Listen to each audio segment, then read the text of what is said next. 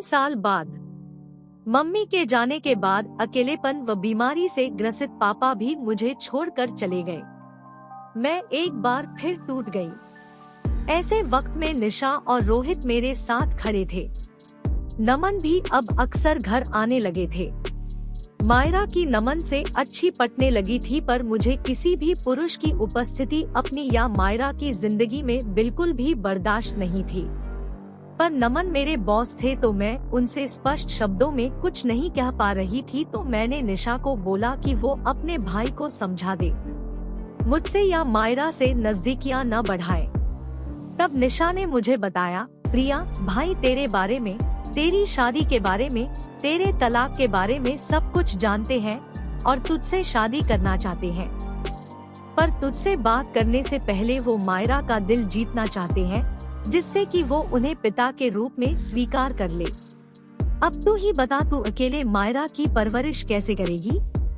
अब तो अंकल भी नहीं रहे जो कम से कम घर में उसके साथ तो थे। नौकर चाकरों के भरोसे कहीं बच्चे पलते हैं या सुरक्षित है? तू ही बता। तू जब काम पर जाती है तो तुझे मायरा की कितनी फिक्र रहती है। भाई उसे अपना नाम व सुरक्षा देना चाहते हैं, तो इसमें गलत क्या है? निशा के जाने के बाद मैं काफी देर तक सोच में पड़ी रही। एक तरफ अमन की प्रताड़ना से डरी हुई थी, उसकी वजह से पुरुष जाति के प्रति नफरत थी, दूसरी तरफ मायरा के भविष्य को लेकर चिंता। समझ में नहीं आ रहा था कि क्या करूं। अगले दिन जब मैं ड्यूटी पर थी तभी शांता नौकरानी का फोन आया। घबराई हुई आवाज में उसने कहा, दीदी मायरा बेबी स्कूल से नहीं आई, वो स्कूल बस में नहीं थी। मैंने स्कूल में भी पता किया, वो वहाँ भी नहीं है। मेरे काटो यो खून नहीं। फोन हाथ से छूट गया। मैं बेतहाशा दौड़ी जा रही थी। लग रहा था मानो मेरी दुनिया ही उजड़ गई हो। जल्दी से ऑटो में बैठकर निशा को फोन लगाया। निशा रोहित भी निकल पड़े उसे ढूंढने।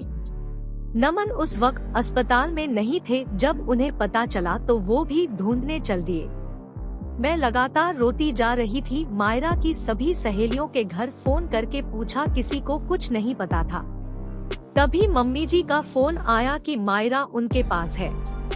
मेरी जान में जान आई ये खबर सुनकर। मैंने ऑटो वाले को मम्मी जी के यहाँ चलने को बोला और सबको खबर कर दी कि मायरा मिल गई है। मम्मी जी के पास बैठी मायरा बड़ी खुश नजर आ रही थी। मुझे देखते ही उसने मुंह बनाया और बोली, आप क्यों आई हो यहाँ? अब से मैं यहीं रहूंगी दादी और पापा के पास। आप रहो जाकर अपने नमन अंकल के साथ। क्या बोल रही है बेटा तू? तुझसे किसने कहा कि मैं नमन के साथ रहूंगी? मैंने खुद अपने कानों से सुना था। उस दिन निशा आंटी आपसे उस आदमी के साथ शादी करने को बोल रही थी। मैं उनसे अच्छे से बात कर लेती हूँ, तो इसका मतलब ये नहीं है कि मैं उन्हें अपना पापा बना लूंगी। आपको तो नए पति मिल जाएंगे, पर उन्हें मैं अपना पापा कभी नहीं मानूंगी। जब मेरे पापा है तो मैं किसी और को अपना पापा क्यों मानूं? नहीं मेरी बच्ची, मैं किसी से शादी नहीं कर रही। तू तो मेरी जान है, तुझे छोड़ के मैं कैसे जी पाऊंगी। घर चल बच्चा, मैं और तुम बस हम दोनों एक साथ रहेंगे जीवन भर। मैं तुझसे प्रॉमिस करती हूँ कि मैं कभी किसी से शादी नहीं करूँगी, तेरे साथ रहूंगी हमेशा। लेकिन मुझे पापा भी चाहिए साथ में। आप भी यहीं रहो तो हमारी फैमिली कंप्लीट हो जाएगी। आप, मैं, पापा और दादी, कितना अच्छा रहेगा ना। मैं बेबस लाचार निढाल हो धम्म से वहीं बैठ गई। मम्मी जी ने मुझे सहारा देकर उठाया और पानी पिलाया। उन्होंने मायरा को कहा कि वो गार्डन में जाकर खेल ले, वहाँ रंग बिरंगे फूल खिले हैं।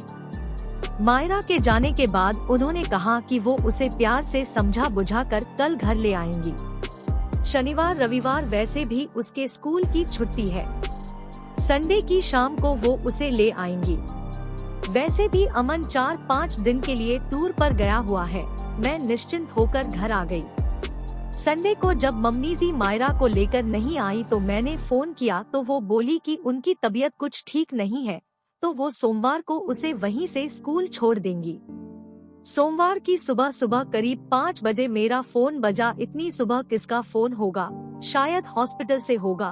फोन उठाया तो मम्मी जी का फोन था। प्रिया, मैंने अमन को मार दिया। क्या क्या बोल रही है मम्मी जी? मार दिया मतलब? तू बस आ जा। ओके ओके, मैं आती हूँ। मैं हैरान परेशान बदहवास हो जल्दी से उनके घर की तरफ भागी। मेरी समझ में ही नहीं आ रहा था कि मम्मी जी कैसी बहकी बहकी बातें कर रही हैं। कहीं ज्यादा तबीयत तो नहीं खराब हो गई उनकी? और अरे, मैंने मायरा के बारे में तो पूछा ही नहीं। कोई बात नहीं, जा तो रही हूँ, सब पता चल जाएगा। खुद से बातें करते हुए कब मैं उनके घर पहुँच गई मुझे पता ही नहीं चला। जब रिक्शे वाले ने कहा कि घर आ गया तब होश आया। मैंने उसे वहीं रुकने को कहा, क्या पता उसकी जरूरत ही पड़ जाए। आउट हाउस का रास्ता गार्डन से होकर जाता है। मैं भागी भागी अंदर जाने लगी। गार्डन की तरफ मैंने जो नजारा देखा उसे देखकर मेरे होश उड़ गए। मम्मी जी के हाथ में खून से सनी कुल्हाड़ी है। नीचे जमीन पर अमन खून से लथपथ पड़ा है। कुछ पल में स्तब्ध जड़वत रह गई। तभी मेरी नजर झाड़ियों के पीछे छुपी मायरा पर पड़ी। वो डरी सहमी थर थर कांप रही थी। मैंने दौड़कर उसे आंख में भर लिया। क्या हुआ मेरी बच्ची, तुम यहाँ क्यों छुपी हो? मेरी गोद में आते ही वो बेतहाशा रोने लगी। मैंने उसे बड़ी मुश्किल से चुप कराया। वो कुछ बोल नहीं पा रही थी, बहुत डरी हुई थी मेरी बच्ची। वर्टिकल बार मम्मी जी भी शून्य में ताके जा रही थी। बीच बीच में चिल्लाने लगती। मैंने मार डाला अपने बच्चे को। थोड़ी हिम्मत करके मैंने पहले पुलिस को फोन किया, फिर निशा को। थोड़ी ही देर में पुलिस आ गई और निशा, रोहित व नमन भी आ गए। अमन के प्राण पखेरु हो चुके थे। पुलिस ने मुझसे व नौकरों से पूछताछ करके मम्मी जी को हिरासत में ले लिया। फोरेंसिक की टीम भी आ गई। मायरा से पूछताछ की तो वो कुछ नहीं बता पा रही थी। थोड़ी देर बाद सभी को पुलिस स्टेशन ले जाया गया। तब तक मम्मी जी संभल चुकी थी। अपने बयान में उन्होंने जो बताया वो देखकर सबके रोंगटे खड़े ही गए। मम्मी जी ने बताया, संडे को अमन अचानक टूर से आ गया था। रात में वो पीछे गार्डन में अकेला बैठा शराब पी रहा था। मायरा भी अचानक वहां पहुंच गई। पिता से मिलने की बेताबी तो थी ही बच्ची में, तो अमन को देखते ही पापा पापा कहकर उससे जाकर लिपट गई। नशे में धुत उस राक्षस को अपनी बेटी हवस पूर्ति का साधन नजर आई। मायरा की चीख सुनकर मैं भागी चली आई। मैं उसे बचाने लगी तो अमन ने मुझे धक्का दे दिया। रात को नौकर भी सर्वेंट क्वार्टर में सोने चले जाते हैं। मेरी आवाज सुनकर जब कोई नहीं आया तो मैंने पास में पड़ी कुल्हाड़ी उठा ली। वो मायरा को लेकर कमरे में जाने लगा तो मैंने कुल्हाड़ी उसके ऊपर फेंक कर मारी, जो उसके सिर पर जा लगी, पर मैंने अपनी बच्ची को बचा लिया। प्रिया, मैंने तेरी बच्ची को बचा लिया। मुझे कोई दुख नहीं है कि मैंने अपने बेटे को मार दिया। मैंने एक राक्षस का अंत किया है। हाँ हाँ हाँ। मम्मी जी कभी अट्ठास करती, कभी फूट फूट कर रोने लगती।